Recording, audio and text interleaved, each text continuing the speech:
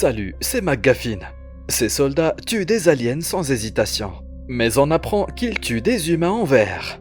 Aujourd'hui, je vais vous montrer la série Men Against Fire de Black Mirror. Le film se déroule dans un futur dystopique où la technologie est devenue indispensable pour accomplir à peu près n'importe quelle tâche. Au début, un homme nommé Strip rêve d'une belle femme.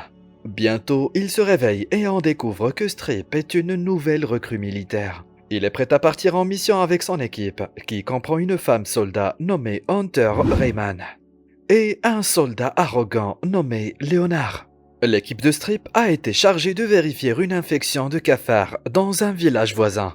Les cafards sont des monstres humanoïdes pâles, hargneux et aux dents acérées. Apparemment, ces créatures sont vicieuses et s'attaquent à des personnes innocentes.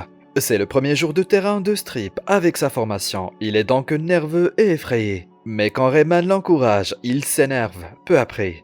L'équipe arrive dans un village qui vient d'être pillé par une bande de cafards. Les villageois terrifiés tentent d'expliquer la situation, mais ils parlent dans une autre langue, que les soldats ne peuvent pas comprendre.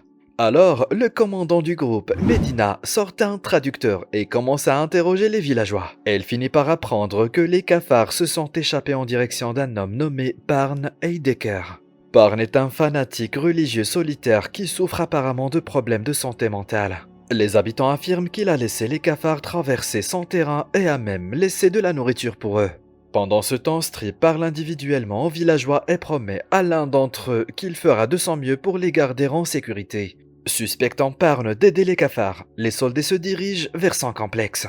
Il est alors révélé que chaque soldat de l'armée a un implant neuronal appelé MAS intégré dans son cerveau, qui fournit des données via la réalité augmentée. L'implant aide également les militaires dans les opérations stratégiques. Bientôt, l'escouade atteint le vaste complexe de Parn et planifie son raid à l'aide de cartes holographiques et d'écrans de données, auxquels chaque soldat a accès grâce aux implants de leur cerveau. Medina, Strip, Rayman et Leonard sont chargés de parler à Parn et de fouiller sa maison principale tandis que les autres sont chargés de faire des raids dans les bâtiments extérieurs proches.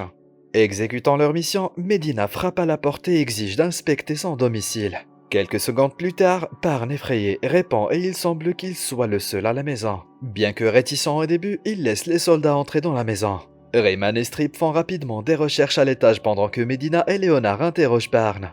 Après avoir discuté un peu avec lui, Medina remarque des symboles religieux qui décorent les murs. Elle réalise alors que Parn ne fait que veiller sur les cafards en raison de certaines croyances religieuses, selon lesquelles toutes les espèces vivantes doivent être protégées. Elle tente de le détromper en évoquant la supposée maladie du sang des cafards, qui se moque des valeurs humaines communes. Elle lui dit également que les cafards doivent être exterminés si l'humanité veut survivre. Pendant ce temps, Strip et Rayman fouillent la pièce et l'étage pour vérifier s'il y a des cafards. Ils tombent sur une pièce cachée et décident de se séparer. Dans une pièce, Strip voit une couverture avec plusieurs ombres derrière elle. Quand il la soulève, il y trouve 3 terrifiants cafards. Les cafards ressemblent à des humanoïdes pâles avec des dents pointues, un nez aplati et des yeux décolorés. L'un d'eux brandit un mystérieux appareil avec une lumière verte. Strip tire immédiatement dans la tête d'un d'eux et commence à se battre avec un autre. Alors que la créature tente de le mordre, il sort son couteau et poignarde le cafard dans le torse. Même après sa mort, Strip, angoissé, continue de le poignarder.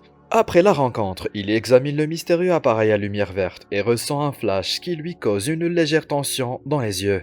Alors que Rayman se précipite pour l'aider, elle est renversée dans les escaliers par un cafard qui s'échappe. Au même moment, Parn tente de poignarder Medina, mais il est facilement maîtrisé et attaché à la chaise. Avant de retourner à leur base, Medina décide de mettre le feu au complexe, ce qui détruit également le mystérieux appareil à lumière verte. Le lendemain, on voit Rayman s'entraîner au tir sur des cibles de cafards, pour qu'aucun ne s'échappe la prochaine fois. Il est évident qu'elle est jalouse d'un nouveau venu comme Strip qui tue 2 cafards dès son premier jour. Bientôt, Strip arrive et se joint à l'exercice. Il vise sa cible, mais soudain, son implant neuronal se dérègle et il finit par la manquer. Cela inquiète Rayman, mais Strip insiste sur le fait qu'il va bien. Cependant, lorsqu'ils font des pompes, son implant neuronal continue de dysfonctionner, ce qui affecte ses performances. Medina le remarque et lui ordonne de consulter un médecin. Résolu à aller au fond des choses, Strip suit les ordres de son commandant et se rend à l'hôpital militaire. Le médecin fait un diagnostic sur l'implant de Strip, mais ne trouve rien d'anormal. Au bout d'un moment, Strip essaie de s'ouvrir au sujet de l'appareil vert qu'il a trouvé dans l'enceinte de Parle. Mais le docteur ne comprend rien et se contente de le renvoyer à une personne appelée Arquette. Il s'avère que Arquette est un psychologue militaire résident. Il soupçonne que le problème de Strip a peut-être un rapport avec le fait qu'il a tué brutalement deux cafards. Il affirme également que quelques jours de repos appropriés devraient tout résoudre. Avant de partir, Arquette promet à Strip de lui offrir un très bon sommeil en programmant quelque chose de spécial pour ses rêves cette nuit-là. Ce rêve entraîne le retour du fantasme récurrent de Strip, celui de la belle femme entourée de pétales volantes. Cette fois, cependant, c'est plus intense. Les lumières sont rouges et elle lui demande de faire l'amour avec elle. Strip cède et il passe un moment merveilleux, mais à ce moment-là, le problème se reproduit et l'oblige de se réveiller. Il s'assied sur son lit et regarde ses camarades qui dorment tous paisiblement. Le lendemain, Strip, Rayman et Medina sont de retour au village pour aider à l'approvisionnement en nourriture et en fourniture. Là, Medina informe le groupe que Parn a révélé où se trouvaient certains cafards. Les squads se rendent donc sur place pour faire une reconnaissance. Après un certain temps, le trio arrive dans une zone abandonnée et planifie sa reconnaissance à l'aide d'un drone et de leurs implants minces. Alors que le groupe continue de discuter, l'implant de Strip se bloque à nouveau et dysfonctionne. Soudain, il se rend compte qu'il peut sentir l'herbe, ce qu'il ne pouvait pas faire auparavant lorsque l'implant fonctionnait. Il tente de l'expliquer à Rayman, mais elle l'ignore. Soudain, des coups de feu sont tirés et Medina est touchée à la tête, la tuant instantanément. Malgré tout, Rayman parvient à récupérer le drone et l'utiliser pour localiser le tireur. Il s'avère que les cafards se cachent dans une pièce avec un fusil volé. Strip semble désemparé, mais Rayman décide de se frayer un chemin dans le complexe, en se couvrant mutuellement. Strip, qui est toujours confus et étourdi depuis que l'implant a cessé de fonctionner, accepte à contre-cœur et suit sa camarade. Il y trouve une sorte d'atelier électronique de fortune, probablement la source de l'appareil à lumière verte de tout à l'heure. Peu après, Strip découvre quelque chose d'encore plus surprenant. Il voit une femme d'apparence normale qui se cache dans une des pièces et qui le supplie pour sa vie. Elle ne ressemble pas à un cafard, alors Strip lui dit de sortir de là, promettant de ne pas lui faire de mal. Elle recule lentement dans le couloir, tentant de s'enfuir, mais à son grand étonnement, Rayman la tue. Cela étonne Strip et il demande pourquoi elle l'a tué à un civil. Mais elle l'écarte simplement et va de l'avant, se lançant dans une folie meurtrière, descendant tous les cafards de l'immeuble. Bizarrement, du point de vue de Strip, tous les cafards qu'elle tue ressemblent à des humains normaux, ce qui le choque encore plus. Rayman tente alors de tuer un duo mère-fils effrayé. Mais avant qu'elle ne puisse le faire, Strip intervient et l'assomme. Malheureusement, il se prend une balle en agissant. Après un moment, il se relève en titubant et s'échappe avec la mère et le fils, tout en saignant abondamment. Alors que Strip les conduit en lieu sûr, Rayman se réveille et les voit monter dans le véhicule militaire et s'enfuir. Après avoir reçu une balle dans le ventre et perdu beaucoup de sang, Strip s'évanouit au volant et la voiture s'arrête complètement au milieu des bois. Ensuite, la femme traîne Strip dans sa petite grotte cachée faite de brindilles et de terre et commence à soigner sa blessure. Il reprend bientôt conscience et est surpris par la femme qui applique des bandages sur sa blessure. La femme se présente comme Katarina et son fils comme Alec. Elle fait alors une révélation majeure. Il s'avère que les cafards que les militaires chassent sont des êtres normaux. C'est l'implant masse qui altère l'essence des soldats et les fait ressembler à des monstres humains. Cela s'explique que le fait que les personnes de la classe supérieure considèrent les cafards comme des êtres malades, pauvres et inintelligents. Katarina révèle également que l'appareil à lumière verte utilisé sur Strip a été construit par son ami pour perturber les implants et faire en sorte que les soldats voient les cafards comme s'ils sont normaux, c'est-à-dire des humains.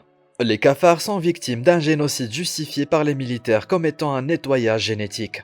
Strip, stupéfait, demande pourquoi les villageois détestent les cafards, alors qu'ils n'ont pas d'implant. Katarina répond que si les habitants voient les cafards comme des humains, ils les traitent toujours comme des êtres inférieurs en raison de la propagande.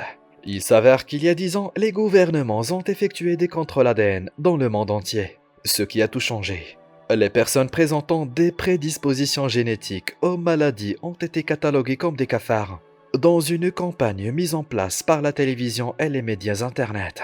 Malheureusement, alors qu'ils continuent à parler, Rayman les retrouve.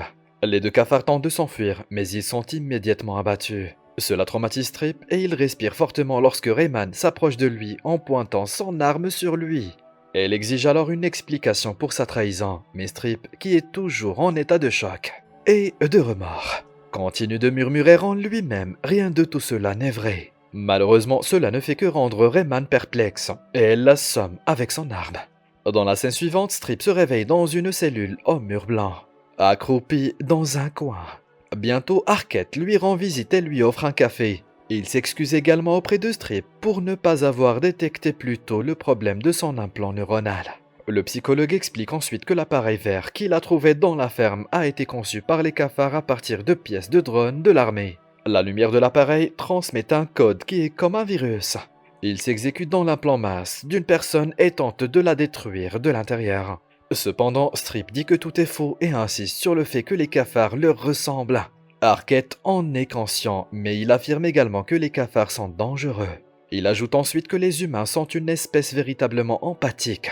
Et c'est pourquoi des créatures comme les cafards en profitent. Ensuite, Arquette donne l'exemple de la Seconde Guerre mondiale au cours de laquelle la plupart des soldats ne tiraient pas avec leurs armes ou, s'ils le faisaient, ils visaient volontairement au-dessus de la tête de leurs ennemis. En chiffres, seuls 15 à 20% des soldats appuyaient sur la gâchette. Le sort du monde était en jeu, mais seule une petite fraction d'entre eux osaient réellement tirer. Arquette ajoute que la guerre aurait été terminée beaucoup plus rapidement si les militaires avaient eu des jeunes et avaient fait leur travail.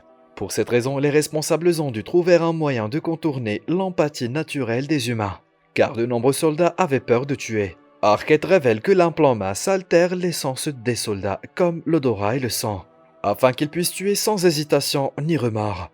Il montre ensuite une preuve vidéo où Strip consent aux effets d'altération de la mémoire et des sens de la procédure masse. Il s'avère qu'après que Strip ait été implanté avec le masse, tous ses souvenirs précédents ont été effacés. Furieux, Strip tente d'attaquer Arquette, mais ce dernier utilise l'implant pour le rendre aveugle. Le psychologue, rusé, lui propose alors deux choix. Strip peut soit permettre aux militaires de réinitialiser son implant, effaçant ainsi sa mémoire des derniers jours et de cette conservation, soit être incarcéré pour toujours. Finalement, Strip choisit d'être incarcéré. Pour l'aider à reconsidérer sa décision, Arquette repasse les images de la première mission dans son esprit. Cependant, dans cette séquence, Strip voit les vrais événements qui se sont déroulés dans l'altération du système masse. Il se voit assassiner et poignarder brutalement des personnes normales qu'il considérait alors comme des cafards. Il apprend également que le cafard qui s'était échappé de sa première mission était en fait Katarina. Comme prévu, les images brisent Strip de l'intérieur, et il décide finalement d'effacer sa mémoire des derniers jours. Dans la scène suivante, Strip, maintenant un officier décoré, quitte sa base et s'approche d'une maison. Des larmes coulent sur son visage alors qu'il sourit et regarde la fille de ses rêves marcher vers lui depuis sa maison vide et délabrée. J'espère que vous avez apprécié ce résumé. Dites-nous dans les commentaires ce que vous pensez du film et abonnez-vous à notre chaîne pour voir plus de vidéos comme celle-ci. Merci d'avoir regardé.